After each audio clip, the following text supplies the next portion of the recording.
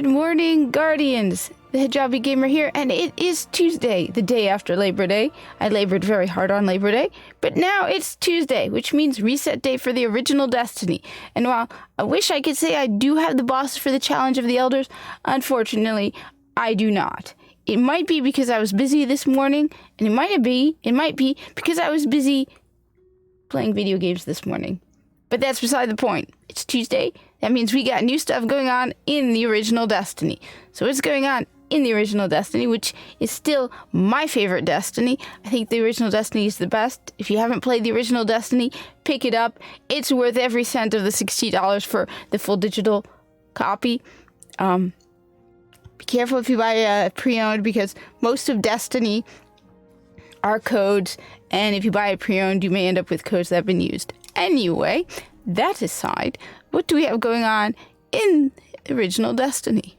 So we first off have Mayhem Rumble for Crucible, as in chaos and insanity. How will you handle a battle like this, I wonder, according to Lord Shax. Embrace the chaos. Greatly increased ability recharge rates, faster special weapon and heavy ammo spawns, no respawn delay, scoring values multiplied by 10. It's basically a free-for-all of chaotic insanity. I like Mayhem Rumble because I don't take it seriously. You know, I just go into Mayhem Rumble just expecting to just go absolutely chaotic nuts. It reminds me of Scorched, I think, in Destiny 2 a little, though there's also Mayhem in Destiny 2. You get a Treasure of Ages box and 10 legendary marks. Reminder, you can only carry 200 legendary marks, so once you're at 200, don't do anything until you spend some legendary marks. Next, we got the weekly story playlist, which is one of my favorite things in original Destiny. This is the best way to farm legendary marks. You get a Treasure of Ages box the first time you do one and 20 legendary marks, and then you get an additional 20 the next 4 times. So if you do it 5 times, you'll get 20 legendary marks each time, a minimum of 100 legendary marks a week. It could go over 100 because sometimes instead of getting 20, you'll get 35. This is a carryover from when it was the daily story the daily story heroic mission or something like that. When you got 15, so you might get lucky and hit the daily mission, so you'll get 20 plus 15. This is something I wish they would bring to Destiny 2, but then I want them to bring it for everything. I want to be able to play whatever mission I want, going as far back as the Red War. I'm not going to go into a rant about how pissed I am that they took content I paid for, because you know I am pissed. I am still pissed. I want to be able to play the Red War, and the Curse of Osiris, and the Warmind, and Forsaken.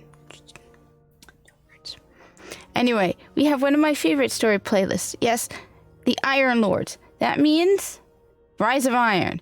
Rise of Iron is just one of the best DLCs. I loved Rise of Iron. I rate Rise of Iron above everything else. I know a lot of people like the Taken King, but I will rate Rise of Iron because to me, I didn't start until after the Taken King was out, so the first DLC I was looking forward to was Rise of Iron. So you have Heroic, you'll always have Heroic. Enemies appear in greater numbers and are more aggressive. Then you have Arc Burn, so arc damage from any source is greatly increased, and you have Airborne. Players deal more damage while in the air. What's great is if you have something like one of my favorite weapons from Destiny, Zalo Supercell. I don't care. It's not the same. That Risk Runner is not the same as Zalo Supercell. Zalo Supercell is an auto rifle. I get it, they're similar. I won't deny it. They are similar. But I like Zalo Supercell. I think also Zalo Supercell looks very cool. It looks cool. Okay? It looks cool. Anyway, Iron Lords, one of my favorites. Again, don't forget, you can't carry more than 200 legendary marks, so you need to buy some stuff. I personally buy planetary materials, but there's a bunch of other stuff you can get with legendary marks. Right, it's early. I don't know. I just tired this morning. Anyway, Then you have the weekly Nightfall strike. So the weekly Nightfall strike is Taniks. There's 2 versions of Taniks. What's interesting is, now correct me in the comments below, because this is something that I really need to look more into. But I know that there's 2 different versions of, for example, Taniks. Sometimes when I would do the Nightfall, I would get one version, and sometimes I would get another version. It's the same with a lot of strikes in Destiny. You have 2 versions. You have the version that's the pre-Rise of Iron, and then you have the Siva version. Now, for example, the Taniks with Siva version has moments where you have these like modes, like nodes, right? So every now and then he'll get to a certain point. You do damage on Taniks, and he gets to a certain point where he brings out these nodes and he becomes invincible. So that whole thing of you do the boss a third of the way and then he becomes invincible and you have to kill stuff and then you can do more damage on the boss. Yeah, that started in original Destiny.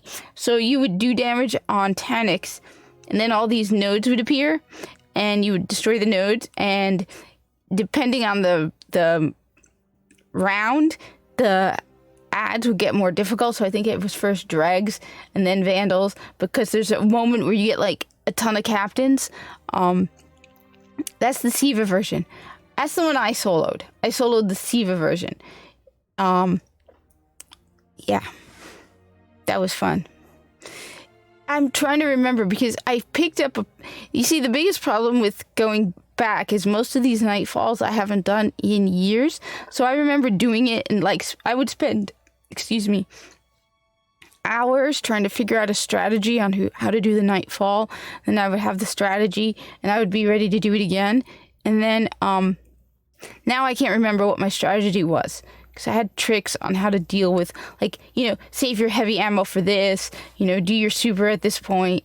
You have this whole like planned out strategy, especially with Alacool the Darkblade. I had this whole strategy because I was playing a Night Stalker, and it was like I would go invisible at certain points and use my heavy ammo I think I used my heavy ammo on the Thrall, but I can't remember what exactly I did. I had a whole strategy where I went to certain areas to fight them, and I was ready for the captains, because I remember those captains. But I can't remember. It's like they would also follow you into the tunnels underneath, and it was rough, but I remember soloing him. I also like the fact that I don't have it with me, but one of the things, I think original Destiny has the better cloaks than Destiny 2. I mean, correct me if I'm wrong. I mean, if you like the cloaks in Destiny 2, I don't know, I feel like I have a bigger cloak collection in original Destiny than I have in Destiny 2. I mean, these are cool. These you got from the solar flares. Anyway, that aside, just a reminder, you need to go and pick up the bounties from Commander Zavala. So if you're going to do the Nightfall, keep in mind that not all of the bounties are at the bounty board. Commander Zavala has 3 weekly bounties for the Nightfall. You can only do them once a week. You can do them on multiple characters. So if you want to do the Nightfall, and one of those bounties is the Sunset bounty that gets you the sniper rifle. Well, you have a chance of getting the sniper rifle. You have a chance of not getting the sniper rifle if you complete the Nightfall within 30 minutes, which I did that once solo. There was one time I actually managed to complete the Nightfall within 30 minutes, and that was Sepix Perfected. Because I remember that, because that was just like, oh my god, I remember it just being this amazing moment. I'm like, I can't believe I'm going to finish this within a half an hour. But I got my sniper rifle doing the Nightfall with other people, so I did not get the sniper rifle and the Sunset Bounty completed solo. But anyway, that aside, because she's tired and just distracted. It was busy yesterday. Very busy. Anyway, the modifiers for the story, I believe I already went through that. So the modifiers for the Nightfall. So as I said, the Nightfall is Taniks. I think it's Taniks Perfected. That's the one where you go down to the moon and then you go all the way up to the catch, and then you got a whole bunch of enemies, and it's a lot. Didn't they bring that? I don't know. The area the moon area for Taniks is accessible on the moon in Destiny 2, right? I'm pretty sure, because I remember doing missions where the spider tank is lying in the middle. Anyway, that aside, the modifiers are arc burn, arc damage from... This looks horrific. Arc damage from many sources greatly increased. Then you have solar burn, solar damage from many sources greatly increased. Then you have void burn. So basically just damage from any source is greatly increased. You can use whatever element you want, but they're going to kick your butt. They're going to kick your butt because they have also that advantage on everything. Ironclad, more enemies have shields, and Daybreak. Daybreak is awesome. The darkness grows stronger, and so do you. Form a fire team of 3 and unleash your light with greatly increased ability recharge. That's awesome. That means your super is going to be coming up a lot faster. But all these burns, not going to be fun. I don't know if I'm going to try and see if I could solo it or not. It's been a long time. And as I said, it's like I would spend hours. This is how much I used to love original Destiny, which is why the whole champion thing in Destiny 2 really has me bothered, because I used to spend hours trying to figure out an exact strategy to soloing the Nightfall, and which weapons to use where, because you could switch out your weapons in Destiny, original Destiny, in the Nightfall, so okay, right here you need to use a sniper rifle, because anyway, that aside, so that's the Nightfall. As I said, the bounties from Zavala, don't forget to sell if you have 200 legendary marks, spend some of them.